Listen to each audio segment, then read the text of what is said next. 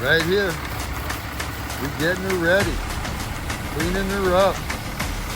We want people to see this machine going down the road. A lot of people call it the snow machine. You know why? Because this baby gets through the snow like nobody's business. Let me tell you.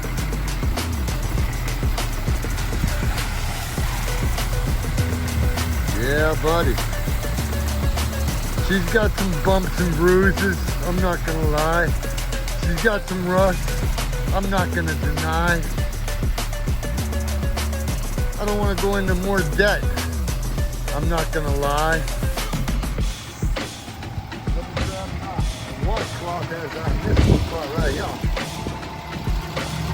Yes, yes, yes, yes. Yes, yes, yes. Yes. Yes.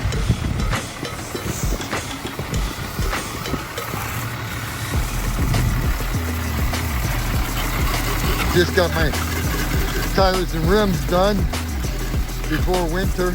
As you can see, they're pretty good tread, holding rocks that big. That's a rock in the tread right there. That's a huge one. But if you look at that tread, look at that. Muddy tires. I got some. Yeah, look.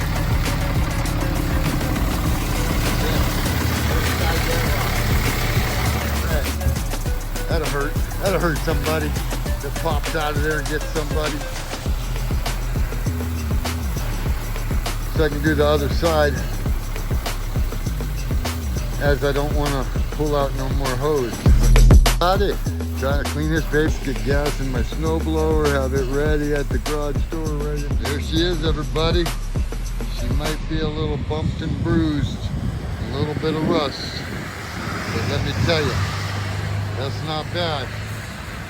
That's not bad considering. She's a snow machine. That's what people call it.